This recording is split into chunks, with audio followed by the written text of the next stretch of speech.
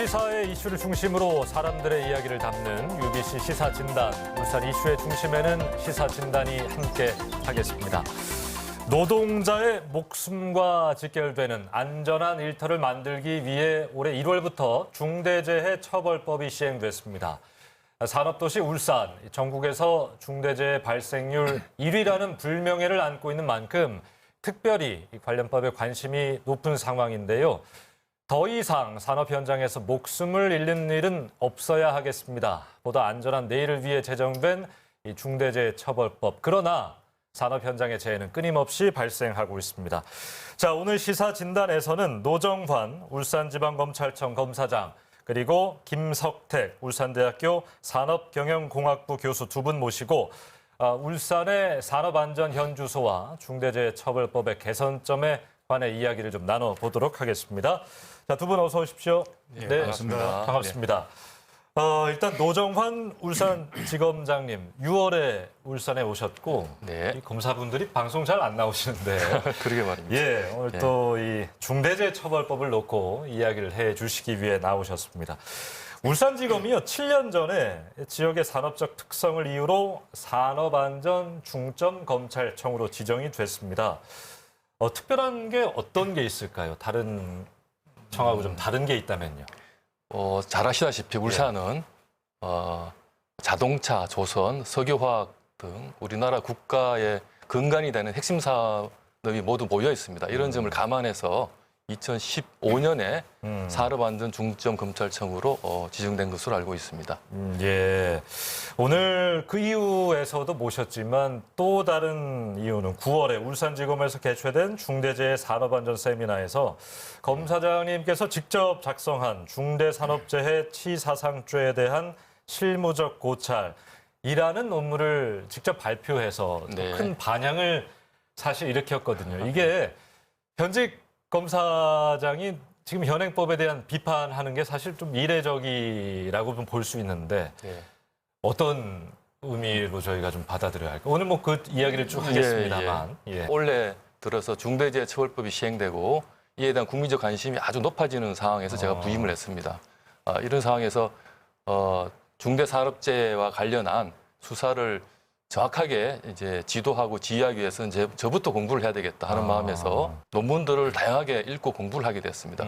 시행된 지 얼마 안 되다 보니까 법 해석에 통일이 되지 않고 논쟁이 많은 것을 발견하고 이 부분에 대해서 조금이라도 해석을 통일하고 정리하는 데 기여를 해야 되겠다 하는 마음으로 논문을 쓰게 됐고요. 제가 이제 기업 하시는 분들 만나보니 중대재해처벌법에 처벌을 받지 않기 위해서는 법이 요구하고 있는 그 의무를 다 이행하기 위해서는 무엇을 어떻게 해야 될지 잘 모르는 분들이 많았습니다. 그래서 어떻게 하면 처벌받고 무엇을 준수해야 되는지를 정확하게 알려줌으로써 산업재해를 예방하는 데 도움을 주기 위해서 논문도 쓰고 세미나를 개최했다 이렇게 말씀드릴 수 있습니다. 어쨌든 예방 차원에서 이 법이 조금은 보완할 필요성이 있겠다. 네, 이렇게 생각합니다. 보신 걸로 저는 이해를 했는데. 자, 본격적인 이야기 전에 그럼 저희가 먼저 준비한 영상부터 잠깐 보고 오시겠습니다.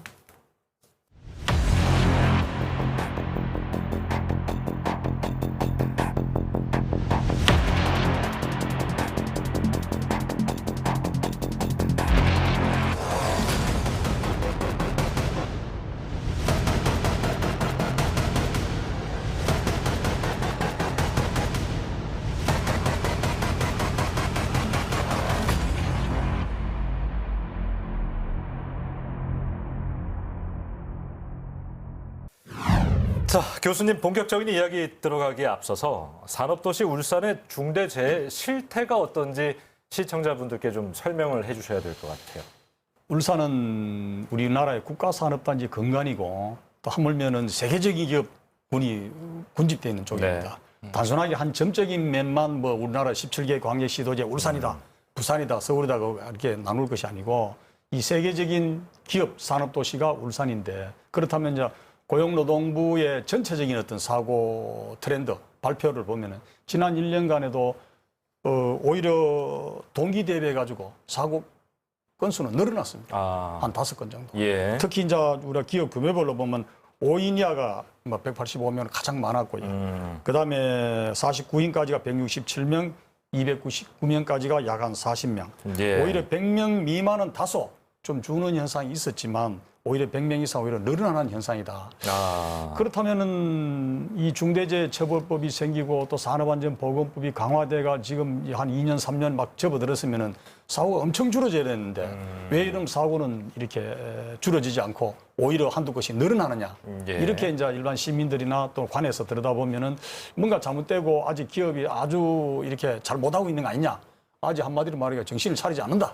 이렇게 예. 매도할 수 있겠지만 실제 우리나라의 전체 산업 재해율을 보면은 뭐 선진국 수준까지는 못 가더라도 세계적인 사고가 제일 많이 나는 나라가 우리나라는 맞습니다. OECD 국가 중에. 예. 그렇지만 과거에 뭐 0.98 정도에서 지금은 0.4, 6 정도 되니까 상당한 수준에 올라와 있는데 지금부터 줄이기는 쉽지는 않다. 그러나 이제 중대재해처벌법이 생겼으니까 앞으로 하려고는 상당히 예. 노력을 많이 하고 있죠. 저희도 이번 편을 준비하고자 하고 나서 한 1, 2주 사이에 또 사고들이 많이 일어나서 정말 이게 줄고 있지 않다라는 생각은 드는데 지검장님 전국하고 좀 비교해 보면 어떻습니까? 울산의 상황이요. 제가 이제 파악한 통계를 먼저 말씀드리면 그 산업재해와 관련한 통계 중에 가장 유의미한 통계는 그 산재 사망 사고 만인율이라는 통계입니다. 예. 근로자 1만 명당 한 해에 사망하는 근로자 수의 비율을 따지는 건데 이 만인율 비율을 전국에 있는 17개 광역자치단체를 기준으로 해가지고 2021년도에 통계를 뽑아보니까 17개 광역자치단체 중에서 울산시의 그 순위는 10위입니다, 10위. 12. 그래서 제일 높은 것에서부터 차례대로 10위까지 왔으니까 대략 중간 정도에 중간 있다. 정도. 금방 또 우리 김 교수님께서 그 OECD 중에 1위라는 말씀을 하셨는데 이 부분도 ILO에 지금 세계적으로 이렇게 OECD 국가 중에서 그 산재 사고와 관련된 통계를 집적하는 곳은 ILO가 있습니다. 국제노동기구가 있는데 여기에 가면은 사망 사고 10만 인율이라는 통계를 뽑고 있습니다. 우리는 만인율인데 이게 10만 인인 거죠. 근로자 10만 명당 사망자 수를 뽑는 건데 이 통계를 보면은 우리나라는 정확하게 1994년도에 43명으로 1위를 했다가 예. 2021년 작년에 34명으로 약 20여 년 사이에 85% 감소했습니다. 그래서 세계적으로 볼 때 우리나라는 굉장히 산재 사고 감소 관련해서 모범 국가에 해당한다. 이 말씀을 드릴 수 있습니다. 울산에 대해서도 사망 사고, 산재 사고가 많다는 인식을 갖고 있는 분들이 많은데 통계는 언제나 추세가 중요합니다. 2016년부터 2021년 사이에 5년 동안 통계를 제가 확인해 봤더니 산재 사건 수가 약 400건에서 200건으로 절반이 줄었습니다. 그다음에 사망자 수가 100명에서 43명으로 2분의 1 이하로 줄었습니다. 그래서 예. 전반적으로는 우리나라 경제 수준이 높아짐에 따라서 산재 사고는 줄고 있다. 이렇게 말씀드릴 수 알겠습니다. 있습니다. 뭐 지검장님이 이야기하신 뭐 만인율, OECD 뭐 10만인율 네. 이런 것도 유의미하지만 줄고 있다라는 것 네. 통계를 말씀해 주셨는데 그래도 줄고 있다는 자체는 뭐 유의미하지만 한 건이라도 발생하면 이게 안 되는 것이니까 이걸 좀 말씀드릴게요. 올해 13건의 중대 사고 중에 절반에 가까운 6건이 울산에서 발생했다고 합니다. 그러니까 어떤 울산만이 가지고 있는 특징이 있는 것인지, 어떤 사고들이 좀 울산에서 발생하고 있는 것인지요. 예, 사실 그 뭐 전체 13건 중에 거의 절반 정도 되는 게 울산에서 발생했다는 데 대해서는 상당히 참 안타까운 일이죠. 그 서두에서 제가 말씀드린 대로 울산은 뭐 국가 1차 경제개발 계획에 의해서 수립되다 보니 거의 한 반세기가 다 지나갔습니다. 예. 이제 그래 하는 과정에 석유화학 자동차 조선 거의 한 50년 반세기 되니까 정비 보수 작업을 하는 횟수가 상당히 늘어났다. 신설 공장도 있지만 예. 그럼 두 번째는 또 제한된 공간 내에 너무 많은 설비 고도화를 하다 보니까 너무 공장 자체가 밀집화되어 있습니다. 그리고 또 설비 자체가 과거에 우리가 70년도, 80년도에는 지금 설비 시공이나 운영 자체가 거의 외국 기업의 우리 기술에 의존할 수밖에 없었거든요. 그게 이제 거의 우리나라에서 거의 이제 우리 인수해서 우리가 지금 운영하고 있는데 과거에서 지금 넘어오는 과정에 설비 정비 보수 작업이 많이 늘어난 게 하나 문제가 있고 그 다음에 우리가 특히 석유화학 장치사 하는 같은 데는 화재 폭발이 상당히 문제되는데 이런 부분이 석유화학을 단순하게 어떤 정류해가지고 분리해서 만드는 제품이 아니고 우리는 첨단 고도화 제품을 만들다 보니까 실제 고공과학에 대한 우리나라 자체적으로 개발하는 부분이 상당히 많아요. 막 그래하는 과정에 안전이나 이런 것이 조금 생산에 못 따라가는 그런 거 있다 보니까 아마 사고가 나는 게 좀 많다라고 볼 수 있습니다. 예, 알겠습니다.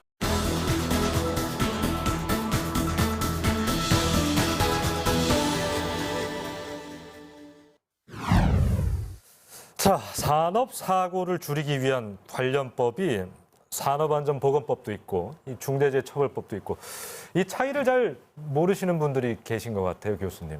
산업 현장에서는 그래도 모법이 산업안전보건법이라는 걸 모법을 갖고 하고 거기 이제 보완하고 보완해야 되는데 예. 우리나라 정부 부처에 보면은 이제 산업자원부 있고 또 고용노동부가 있으니 각 부처별로 환경부도 있고 그리 안전 관련해서는 산업안전보건법이 모법인데 불구하고 거기다가 과학가스안전관리법, 에너지효 합리화법, 환경법, 소방법 안전과 관련된 법이 약 한 28정 가져 있어요. 예. 그중에 또 이번에 또 1월 27일부터 중대재해처벌법 생겼단 말이에요.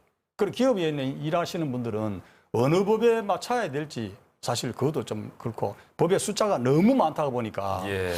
그런데 각 법을 이래 보면은 각 개별법에 의해서 다 이루어지고 있어요. 이렇게 복잡하다 보니까 그게 또 틈새가 발생해서 오히려 더 문제가 발생하는 거죠. 그러니까 말입니다. 이게 기업 입장에서도 그렇고 노동자분들 입장에서도 그렇고 너무 어렵거든요, 법 자체가. 그러니까 어렵습니다. 예. 중대재해를 처벌한다는 건데 그 기준이 그럼 뭔지 검사장님 한번 설명을 해 주셨으면 좋겠어요. 예. 기업 대표 등 기업 경영자에게 중대재해처벌법은 안전보건 확보 의무라는 법률상의 의무를 부과하고 이 의무의 내용을 구체화해놨습니다. 예. 그런데 이렇게 적혀있는 안전보건 관리 체계 구축과 관련된 그런 여러 가지 4가지 주된 의무를 부과하고 이 의무를 위반해서 사망 사고와 같은 중대 산업재해가 발생하면 엄벌에 처한다. 이렇게 네. 규정되어 있다고 보시면 경영자에게 엄벌을 처한다. 네, 그렇게 규정되어 있습니다. 지금 특정 사건을 이야기하기는 그렇습니다만 빵 공장이라든지 어떤 네. 대전의 아울렛 화재 사고 예. 지금 조사 중인데 예. 이것이 경영자가 그 어떤 안전 장치를 마련해 놓지 않았다 확실해지면 경영자가 엄벌에 처해지는 겁니까? 그러면 쉽게 저희가 사례를 통해서 좀 이야기를 들었으면 좋겠어서요. 최근에 창원지검에서 예. 유사한 사례에서 한 건은 기소가 되고 한 건은 불기소가 된 사례가 있습니다. 이게 뭐냐면 이제 동일한 세척제를 받아서 부품 제조 공정에 사용하는 2개의 기업이 있었는데 똑같이 거기에 근무하는 근로자들이 이 독성 간염이라는 직업성 질병이 발생을 한 겁니다. 그 세정제 때문에. 근데 어느 한 기업은 불기소가 됐는데 불기소된 사유가 뭐냐면은 노사가 참여하는 위원회에서 근로자로부터 이와 관련된 의견을 청취하고 근로자 의견에 따라서 환경을 개선을 하고 예산과 조직을 만들어서 투입을 하고 위험성 관련 평가를 하는 등의 법에서 요구하는 의무를 이행을 한 겁니다. 그래서 법에 요구하는 의무를 모두 이행한 업체는 사망이라는 결과에도 불구하고 불기소를 하고 그 의무를 이행하지 않은 업체는 동일한 결과가 발생했지만 기소를 하고 이렇게 했습니다. 그래서 이 사례가 아마 가장 설명드리기 쉬운 사례라고 생각합니다. 아니 그러니까 입증하기가 너무 어려울 것 같아요. 그리고 이런 일이 발생하면 경영자는 내 잘못 아니다를 입증하는데 아주 총력을 다 기울일 것 같거든요. 이거 엄벌에 처해지게 되니까 그러면서 발생되는 문제들을 좀 예상할 수 있는 건 없을까요? 이미 현실화되고 있는데요. 네. 일단 이제 초대에 우리 김 교수님께서 말씀하셨습니다만은 기존의 산업안전보건법 체계하에서는 실무 책임자들이 자신의 실수나 잘못으로 산업재해 사고, 사망 사고 발생하면은 내 잘못을 인정하고 처벌받을 건 처벌받아야지 이렇게 수사를 받았습니다. 근데 지금은 어떻게 되냐면 자기가 잘못 진술하면 경영 책임자까지 올라가니까 회사에 막대한 영향을 미치지 않습니까? 그래서 초기 단계에서부터 국내 굴지의 주요 로펌으로부터 조언을 받습니다. 조사 단계에서부터 참여하고 현장 감정에도 참여하는 식으로 굉장한 도움을 받으면서 조사를 하고 하다 보니 수사 자체가 어렵고 그다음에 옛날에 순순히 시인하던 내용도 자신의 잘못 시인하지 않게 됩니다. 그래서 네. 중대재해처벌법에 대한 수사가 굉장히 지연되고 있고 이런 부작용은 아마 당분간 계속되지 않을까 이렇게 생각하고 있습니다. 예. 교수님 생각은 좀 어떠십니까? 그러니까 이게 예방 차원이 아니라 너무 처벌에만 집중하면 뭐 경영자들이 회피하고 빠져나갈 구멍을 미리 만들고 뭐 그런다는 이야기를 하시는 것 같은데 지금 이제 경영하시는 분은 뭐 기업은 그렇지 않습니까? 이윤이 창출되지 않으면은 존재 의미가 없다라고 주로 네. 얘기하지 않습니까? 그죠?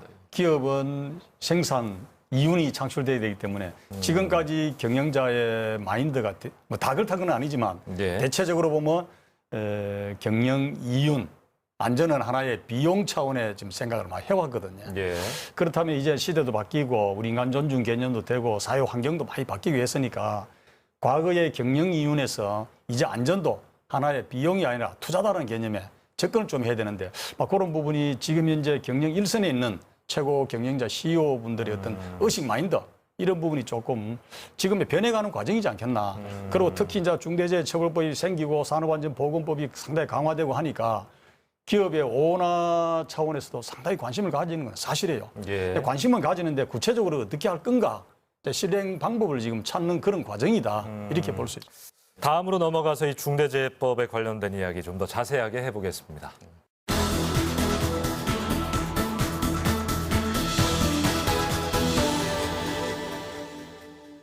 그럼 두 분께 이제 뭐 결론에 해당하는 이야기를 좀 들어보도록 하겠습니다. 이 중대재해처벌법이 지금 좋다, 좀 더 해보자, 더 강화해야 된다, 또는 많이 바꿔야 한다, 개선해야 된다, 보완해야 된다라는 점들이 있다면 두 분께 좀 이야기를 들어보도록 하겠습니다.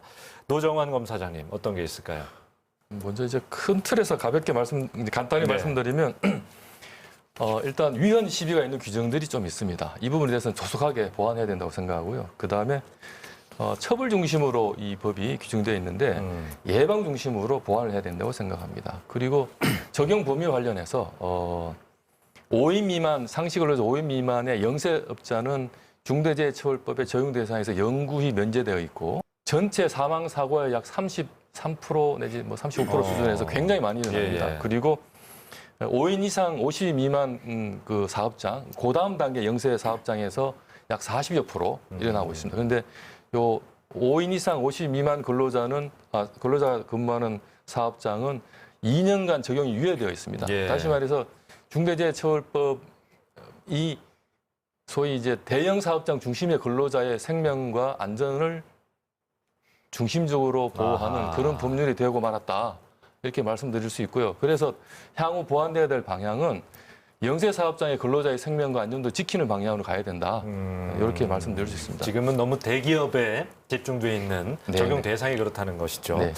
자, 김석대 교수님은 어떤 생각이십니까? 지금 우리나라의 산업 구조상 과거에는 이런 대기업이 있으면은 그 500명이든 100명이든 300명, 1000명이든 그 회사 직원 하나의 단일 기업으로 쳤습니다. 네. 그런 지금 현재 시스템적으로 보면은 500명이든 1000명이든 거의 한 40%는 50%는 단일 한 회사, 원청 회사고 나머지는 전부 분사례가 그 사업장 바운다리 안에 회사가 적게는 뭐 한 3개, 많게는 10몇 개씩 있거든요.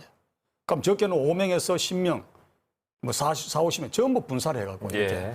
그래 돼 있는 과정에 우리가 인원을 5에서 10명 소기업으로서 사고가 많이 나는데 어쩌면은 사고가 날 수 있는 요인은 이 사람들은 하청업체이기 때문에 뭐 우리 그 울산에서 있지만 일부 기업이 있지만 뭐 물량팀 예. 언제까지 너가 해내라 이런 식으로 하면 그 사람 안전을 지킬 수가 없어요 사실은.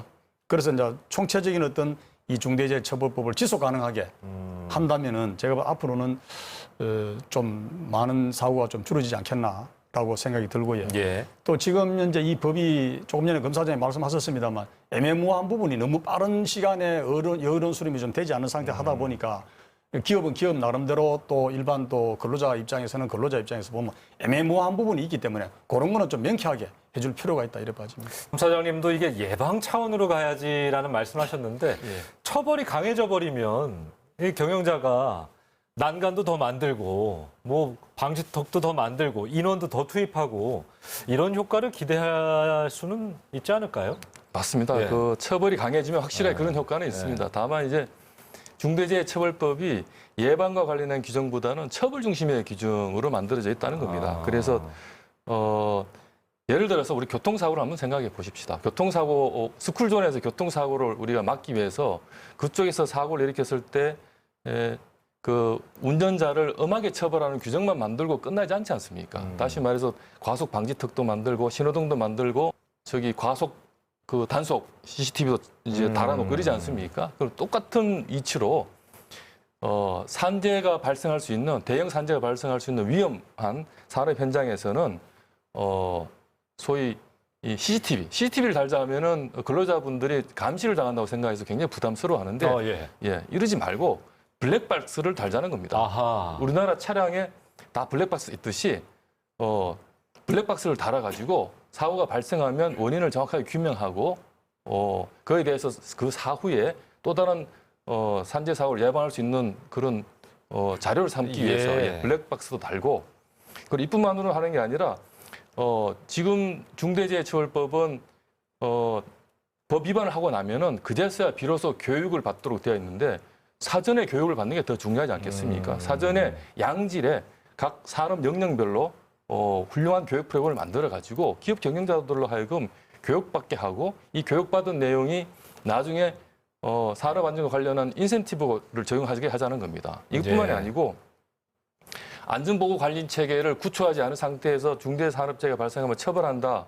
법 규정이 이렇게 돼 있는데 이렇게 할 게 아니라 안전보건 체계를 구축한 것을 사전에 인정을 해주자는 겁니다. 인정을 해주면 이게 다시 인센티브를 작동하도록 해야지 사후에 사람이 죽는 사고가 발생했으니 관리 체계를 구축했는지 안 구축했는지 확인하고 안 구축했으면 처벌하겠다. 이렇게 사후적으로 접근할 게 아니라 사전 예방적으로 접근하자는 그런 말씀을 드리는 겁니다.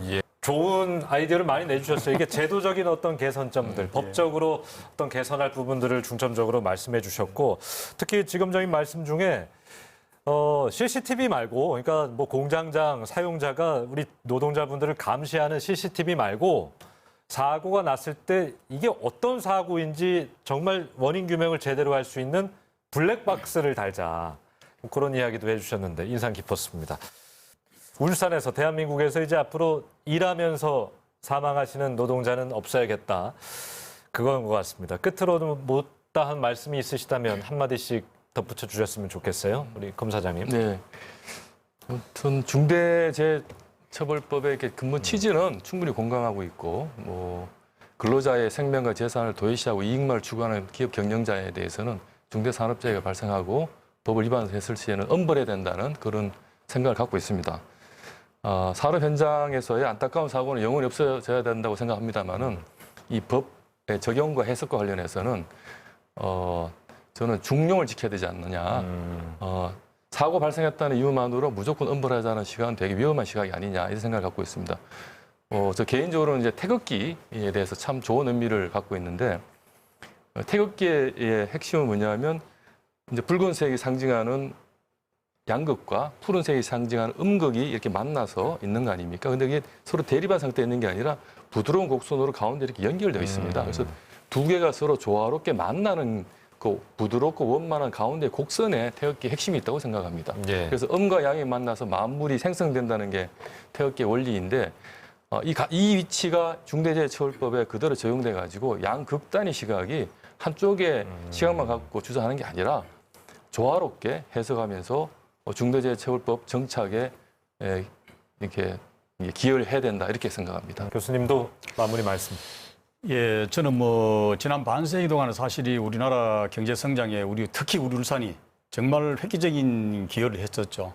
그 하게 된 그 이면에는 우리 산업재해로 인해 엄청난 많은 우리 근로자 희생이 있었다. 그래서 오늘날 왔다 이렇게 저는 이제 안전 쪽에 이제 평가를 좀 드리고요. 그렇지만 과거에는 그랬더라도 앞으로는 이런 부분은 우리가 이제 간과해서는 안 된다. 막 그런 걸 첫째 하고요.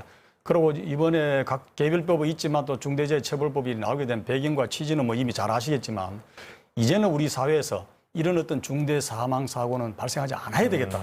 그런 차원의 이 법이 시행이 됐는데 이 법 자체를 지금은 잘 됐다, 잘못됐다라고 자꾸 이렇게 반대와 그 온화 쪽에 갈 것이 아니라 무엇을 어떻게 하면 이 사고를 좀 줄일 수 있는가. 막 그런 차원의 시간적 여유를 두고 기업은 기업 나름대로 어떤 최선의 노력을 하고 근로자 역시 마찬가지입니다. 이 법이 생겨났으니까 이 법의 시행에 우리 근로자들이 어떻게 앞으로 이 안전에 대해서 마인드를 가질 것인가. 이제 근본적으로 안전 문화가 좀 정착이 돼야 된다. 이 법이 앞으로 좀 시행되는데 조금 시차를 두고 저희들이 좀 지켜보면서 각자가 노력한다면 재해가 많이 줄이지 않겠나 싶습니다. 알겠습니다. 검사님 오늘 저희가 많은 거 시키네요. 저 마지막 추천곡을 좀 부탁드렸습니다. 예. 어떤 곡 들으면서 오늘 시사진단 좀 맞춰볼까요? 저는 조용필의 친구여가 어떨까 싶습니다. 조용필의 친구요. 예, 예, 예. 선곡하신 이유가 있을 텐데요. 저는 이제 기억 활동에 있어서 노와 사는 친구와 같은 존재라고 생각합니다. 인생이라는 경량의 파도를 같은 배를 타고 넘어가는 친구와 같은 존재이다. 그래서 서로 힘을 합쳐서 산업 현장에서의 산업 안전도 함께 예방하고 행복을 그 속에서 찾는 예. 그런 관계가 되었으면 좋겠다. 이런 의미입니다. 알겠습니다. 노정환 울산지방검찰청 검사장 그리고 김석택 울산대학교 산업경영공학부 교수 두 분과 함께했습니다. 고맙습니다. 예, 고맙습니다. 자, 중대재해처벌법의 목적은 단 하나, 노동자의 목숨을 지키는 것입니다. 시간과 장소를 가리지 않고 찾아오는 이 중대재해로부터 안전한 미래를 위해 법규제의 실효성을 담보하는 노력이 중요한 상황인데요. 안전의 예외는 없습니다. 울산의 모든 기업이 노동자의 안녕한 내일을 목표로 노력해 주시기를 부탁드리면서 오늘 방송 마치도록 하겠습니다. 고맙습니다. 조용